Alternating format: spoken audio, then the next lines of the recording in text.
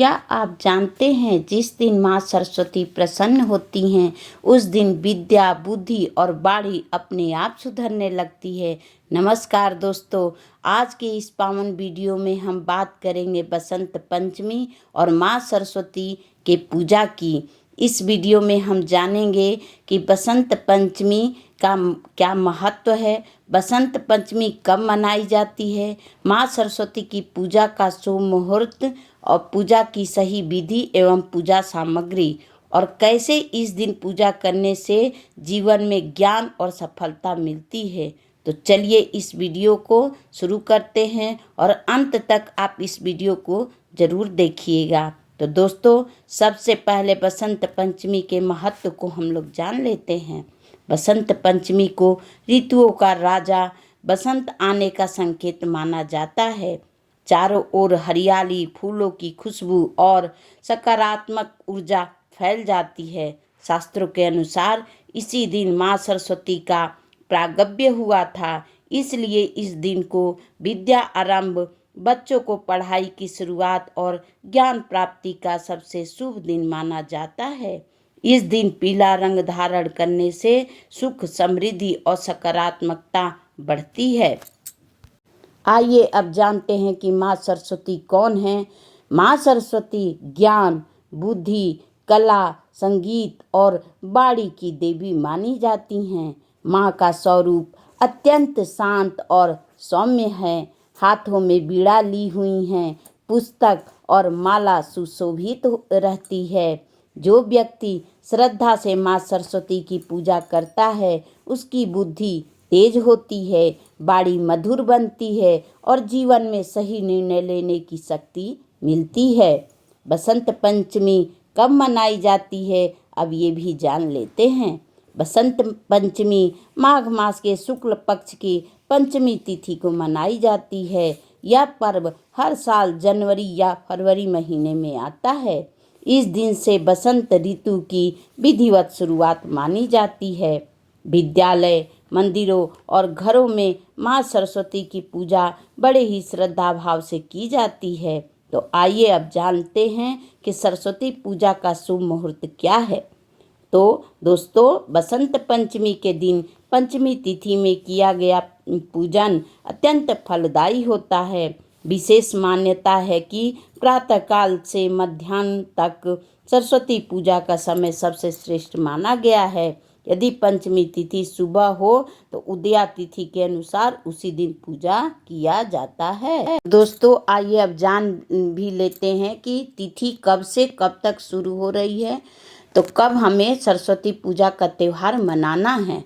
तो पंचमी तिथि शुरू हो रही है 23 जनवरी को सुबह 2:28 से, और पंचमी तिथि समाप्त हो रही है 24 जनवरी को सुबह 1:46 पर। इसीलिए हम लोग सरस्वती पूजा दिनांक 23 जनवरी दिन शुक्रवार को ही मनाएंगे। पूजा का शुभ समय क्या होता है, कैसे हमें उस शुभ समय में पूजा करना चाहिए, तो आइए अब ये भी जान लेते हैं। सुबह लगभग 7:12 से लेकर दोपहर 12:30 या 12:50 तक भी हम लोग पूजा कर लेंगे। तो आइए जानते हैं कि आपको कौन कौन सी पूजा में सामग्री की ज़रूरत पड़ती है। तो माँ सरस्वती की पूजा में सबसे ज़रूरी जो कोई चीज़ की ज़रूरत होती है, वो ऋतु में जो भी फल आते हैं वो ज़रूर हमें रखना चाहिए। तो सबसे पहले दोस्तों जानते हैं कि किन किन सामग्रियों की हमें आवश्यकता पड़ेगी। माँ सरस्वती का मूर्ति या चित्र होना बहुत ज़रूरी है। पीले रंग का फूल होना चाहिए, पीले वस्त्र, पीली चुनरी और सुहाग के सारे सामान माँ सरस्वती के लिए होना चाहिए। अक्षत, धूप, दीप, कपूर, हल्दी, चंदन, फल और मिठाई, पुस्तकें, कॉपी, पेन विद्या का प्रतीक माना जाता है। इसलिए हम लोग ये सारी सामग्री को एक जगह एकत्रित कर लेंगे। अब पूजा की विधि भी जान लीजिए कि कैसे सरस्वती माँ की पूजा की जाती है। तो सबसे पहले एक चौकी लगाएंगे जिसमें पीला आसन बिछाएंगे। और माता सरस्वती को वहाँ स्थापित करेंगे। और माँ सरस्वती को स्थापित करके एक छोटा सा कलश भी रखेंगे। आप चाहें तो दीप कलश बनाएं या श्रीफल कलश भी बना सकते हैं। तो उसके बाद पंचोपचार या षोडशोपचार द्वारा माँ की पूजा करें, उनको धूप दीप नैवेद्य अर्पण करें और फिर लेखन सामग्री और पुस्तक की भी पूजा करनी चाहिए। और आपके पास बीड़ा जितने भी बजने वाले यंत्र होते हैं उनको भी अपने मंदिर में स्थापित करना चाहिए और उनका पूजन करना चाहिए। फूल अक्षत वगैरह चढ़ा करके पूजा कर लेनी चाहिए। अंत में माँ को ऋतु फल भेंट करें और नैवेद्य भेंट करें। उसके बाद माँ सरस्वती की आरती करनी चाहिए और सरस्वती के भजनों को गाना चाहिए, उनके मंत्रों की जाप करनी चाहिए। तो इस तरह से हमें माँ सरस्वती की पूजा करनी चाहिए। माँ सरस्वती की कृपा आप सभी पर बनी रहे, आपके जीवन से अज्ञान दूर हो और ज्ञान का प्रकाश हो।